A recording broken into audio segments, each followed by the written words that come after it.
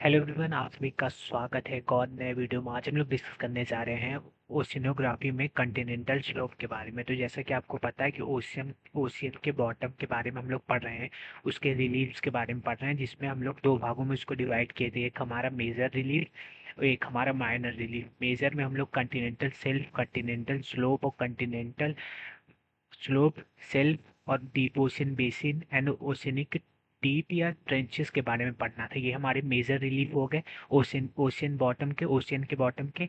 और minor relief में भी हमें कुछ पढ़ना था, submarine canyon, mid oceanic creases और भी कुछ दो तीन टर्मोलॉजी हमें पढ़ना था। तो उसमें हम लोग शुरुआत किए थे कॉन्टिनेंटल शेल्फ से। पिछला वीडियो जो था वो हमारा कॉन्टिनेंटल शेल्फ से रिलेटेड था। आज हम लोग पढ़ने वाले हैं कॉन्टिनेंटल स्लोप, ठीक है। तो बहुत इजीली हम लोग समझेंगे, और जितने भी मेजर रिलीफ है हमारे ओशियन के बॉटम पे, उसको आज हम लोग डिस्कस कर लेंगे इस वीडियो में। तो चलिए विदाउट लेट किए हुए शुरुआत करते हैं इस वीडियो की, और बिल्कुल ध्यान से देखिएगा, तब अच्छे से आपको समझ में आएगा। मैं ये गारंटी देता हूँ आपको। तो हम लोग पहला समझेंगे कि कॉन्टिनेंटल स्लोप क्या होता है। तो मैं जैसे कि आपको बताया था कि जो कॉन्टिनेंटल मार्जिन होता है, कॉन्टिनेंटल जो मार्जिन है वो हमारा शुरू होता है कॉन्टिनेंटल सेल्फ से। और जहाँ पे सेल्फ ब्रेक आता है यानी कि सेल्फ खत्म होता है, उसके बाद एक बहुत तीव्र ढलान आता है। बहुत तीव्र ढलान यानी कि स्टीप स्लोप आता है। उसी को हम लोग क्या कहते हैं, कॉन्टिनेंटल सेल्फ कहते हैं। सॉरी, कॉन्टिनेंटल स्लोप कहते हैं उसी को, ठीक है। तो जैसे कॉन्टिनेंटल सेल्फ खत्म होता है, उसी को हम लोग सेल्फ ब्रेक बोलते हैं। उसके बाद से बहुत तीव्र ढलान आता है ओशन के बॉटम में, उसी को हम लोग कॉन्टिनेंटल स्लोप कहते हैं। अब इसके कुछ विशेषताएं पढ़ लेते हैं कि जो कॉन्टिनेंटल सेल्फ है, कॉन्टिनेंटल जो स्लोप है, sorry, connects the continental self and ocean basin, यानी कि जो डीप ओशियन बेसिन है वो कॉन्टिनेंटल सेल्फ को, इन दोनों को जोड़ने का काम हमारा कॉन्टिनेंटल स्लोप करता है, ठीक है। It begins where the bottom of the continental shelf sharply drop off to the steep slope, यानी कि जो कॉन्टिनेंटल सेल्फ का जो बॉटम है जहाँ पे खत्म होता है, उसके बाद से जो स्टीप स्लोप आता है, उसी को हम लोग, वहीं से शुरू होता है हमारा कॉन्टिनेंटल स्लोप। और इसका जो ग्रेडियंट क्या होता है स्लोप का, मतलब कितने डिग्री पे झुका होता है, स्लोप बना है, ये 2 से लेके 5 डिग्री वेरी करता है जगह जगह पे। इसका डेप्थ 200 से लेके 3000 मीटर है। ये भी आप लोग याद करिएगा, क्वेश्चन ऐसे पूछे नहीं जाते, मैं बेसिकली आपको बस बता दे रहा हूँ कि आप लोग ध्यान में रखिए रहिएगा इसको भी, ठीक है। और एक और पॉइंट है, the slope boundary indicates the end of the continent, यानी कि जैसा कि मैं आपको बताया, जो कॉन्टिनेंटल स्लोप की बाउंड्री है, आप लोग समझिए ये बाउंड्री है, तो यहाँ पे कॉन्टिनेंट क्या होता है, खत्म होता है, क्योंकि ये कॉन्टिनेंट का ही पार्ट है जो ओशन के वाटर से ढक गया है। मतलब ओशन वाटर यहाँ तक आ गए हैं, और ये भी कॉन्टिनेंट का ही पार्ट है, इसीलिए तो हम लोग इसको कॉन्टिनेंटल मार्जिन में रखते हैं, कॉन्टिनेंटल शेल्फ और कॉन्टिनेंटल स्लोप को। तो कॉन्टिनेंटल स्लोप का जो बाउंड्री है वही बोल सकते हैं कि वहाँ पे हमारा कॉन्टिनेंट खत्म होता है, ठीक है। यही पॉइंट्स बोलना जा रहा है। और ये जो हमारा कॉन्टिनेंटल सोल स्लोप है, यहाँ पे सबमरीन कैनियंस और ट्रेंचेस यहाँ पे नहीं पाए जाते। मैं आपको बताऊंगा कि कैसे इस रीजन में बोला है। इस रीजन में हमारा ऑब्जर्व होता है ट्रेंचेस भी, लेकिन कैनियन जस्ट इसके ऊपर ही पाए जाते हैं। तो पहले हम लोग समझ लेते हैं कि सबमरीन कैनियन क्या होता है। तो जो सबमरीन कैनियन है, A submarine canyon is a steep-sided valley cut into the seabed of the continental slope, sometimes extending well into the continental shelf। यानी कि जो continental slope है उसके ऊपर, उसी के ऊपर एक steep sided यानी कि उसी ढलान पे ही एक वैली कट हो जाती है, वैली जैसा बन जाता है। और समटाइम्स ये एक्सटेंड होता है कंटिनेंटल शेल्फ, यानी कंटिनेंटल शेल्फ पे भी कभी काल वहां से शुरू होकर पूरे कंटिनेंटल स्लोप में एक वैली तरीके से बच जाता है, उसी को हम लोग सबमरीन कैनियन कहते हैं। और एक फैक्ट है कि जो हडसन कैनियन है वो सबसे बेस्ट नोन सबमरीन कैनियन है वर्ल्ड में, ये आपको याद रखना है, एनसीईआरटी में ये भी गिवन है। तो मैं आपको पिक्चर से दिखा देता हूँ कि कहाँ पे कैसा सबमरीन कैनियन दिखता है। तो देख रहे हैं, जैसा कि आपको ये पता है, ये वाला जो हमारा रीजन है ये हमारा कंटिनेंटल शेल्फ है, ठीक है।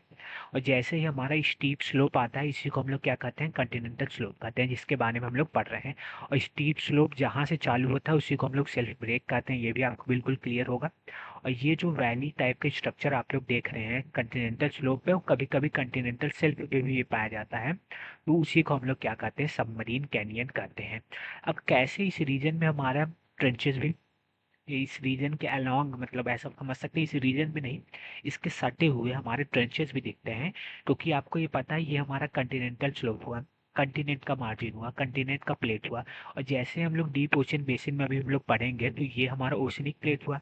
और जब कंटिनेंटल प्लेट और ओशनिक प्लेट दोनों एक दूसरे की तरफ आएंगे, तो मैं आपको प्लेट टेक्टोनिक में ये बताया था कि जो ओशनिक प्लेट है वो डेंसर होने के कारण सबडक्ट करेगी।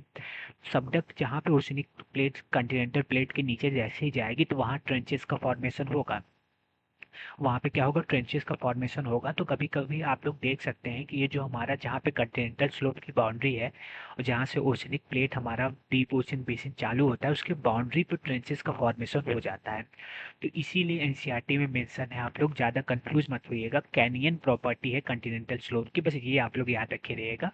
और ट्रेंचेस बोल सकते हैं कि इससे एसोसिएटेड होते हैं मे बी, ठीक है, बस सटे हुए होते हैं ऐसा समझ लीजिएगा। और सबमरीन कैनियन भी हम लोग समझ गए हैं, ठीक है।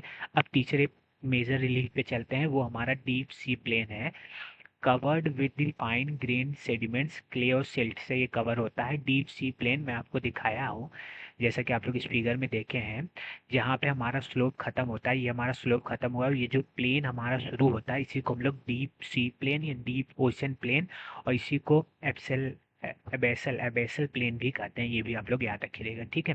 Deep sea plain are gently sloping area of the ocean basin, यानी कि जो ओशन का बेसिन है, ओशन का जो बेसिन है उसको जेंटली स्लोपिंग, यहाँ स्लोप से एसोसिएट करने की जरूरत नहीं थी, लेकिन यहाँ बोल दिया कि बहुत कम स्लोप का एरिया होता है जो हमें दिखता है फ्लैटेस्ट फॉर्म में। उस स्मूथेस्ट रीजन होता है किस में, अरे ओशियंस में, वर्ल्ड में, ओशियंस में, वर्ल्ड ओशियन का जो वो है सरफेस है वहाँ का स्मूथेस्ट पार्ट होता है, स्मूथेस्ट रीजन होता है, ठीक है। और फ्लैटेस्ट फ्लैटेस्ट बहुत फ्लैट रीजन होता है डीप सी प्लेन जो होता है, ठीक है, इसी को एबेसल प्लेन भी कहते हैं। इसका जो डेप्थ है वेरी करता है 3000 से लेके 6000 मीटर तक, ये भी आपको याद रखना है। तो ये तीसरी प्रॉपर्टी हुई मेजर रिलीफ में, ओशियन के बॉटम के जो मेजर रिलीफ जो पाए जाते हैं उसकी तीसरी प्रॉपर्टी हम लोग देख लिए हैं, डीप सी प्लेन। और चौथा अब हम लोग देख लेते हैं ओशनिक डीप और ट्रेंचेज। ओशनिक डीप और ट्रेंचेज मेनली तीन ही मेजर रिलीफ में समझ सकते हैं आप लोग, एक हमारा कंटिनेंटल सेल्फ और एक हमारा कंटिनेंटल स्लोप और एक हमारा deep ocean basin, deep sea basin. और ये जो ट्रेंचेज होती है, ट्रेंचेज में आपको अभी बताया कि ट्रेंचेज जो है वो डीपेस्ट पार्ट होता है, आप लोग याद रखिएगा। अगर ओशन में सबसे डीपेस्ट पार्ट की बात करेंगे तो वो ओशन डीप या ट्रेंचेस हो सकती है।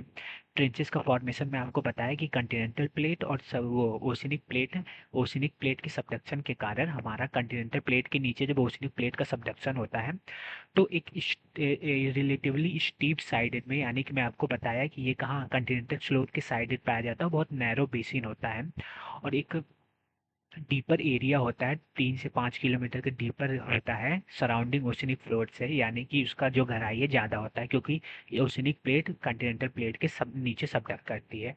और ये आकर कहाँ होता है, जहाँ पे कंटिनेंटल स्लोप के बेस पे आकर होता है और अलोंग दी आइलैंड आर्क, यानी कि आइलैंड आर्क वहाँ पे समझ सकते हैं हम लोग। जब आप लोग देखेंगे ट्रेंचेस के फॉर्मेशन से, उस ट्रेंचेस का जब फॉर्मेशन होता है तो उससे काफ़ी चीज़ एसोसिएटेड होती है।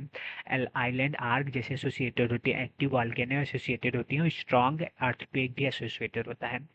तो जब भी हमारा डीप मतलब डीप की बात करेगा कि डीप ओशन बेसिन एक है जो फ्लैटेस्ट रीजन है ओशन का, लेकिन जब हमारा डीपेस्ट रीजन बात करेगा तो उसको हम लोग ओशनिक डीप या ट्रेंचेस से एसोसिएट कर सकते हैं, ये आप लोग याद रखे रहेगा, ठीक है। इससे हमारा ट्रेंचेस से हम लोग जब ट्रेंचेस को अच्छे से अध्ययन किए तो स्टडी ऑफ प्लेट्स के मूवमेंट के बारे में पता चला, जो हम लोग प्लेट टेक्टोनिक्स में पढ़ चुके हैं। As many 57 deep have been explored, 57 ऐसे डीपेस्ट रीजन पाए गए हैं, जिसमें से 32 हमारा पैसिफिक ओशन में पाए गए हैं, 19 हमारा अटलांटिक ओशन में और 6 हमारा इंडियन ओशन में पाए गए हैं, ये आप लोग याद रखे रहिएगा। तो बेसिकली आपको कंफ्यूज नहीं होना है, मैं आपको इस वीडियो में क्या बताया हूँ, हम लोग मेजर रिलीफ के बारे में जो है वो कम्प्लीटली डिस्कस कर चुके हैं। कौन कौन से मेजर रिलीफ हैं, हम लोग ओशियन के बॉटम के टोपोग्राफी के बारे में पढ़ रहे थे, उससे हम लोग ओशियन फ्लोर को दो भागों में डिवाइड किए थे, एक मेजर रिलीफ में, एक माइनर रिलीफ में। मेजर रिलीफ में हमें पढ़ना था कंटिनेंटल शेल्फ के बारे में, कंटिनेंटल स्लोप के बारे में, डीप सी प्लेन के बारे में, ओशनिक डीप और ट्रेंचेस के बारे में जो एक ही है। इन चारों चीज़ों के बारे में मैं आपको वन बाय वन एकदम अच्छे से समझा दिया हूँ, थोड़ा भी कंफ्यूजन होगा कमेंट में ज़रूर बताइएगा।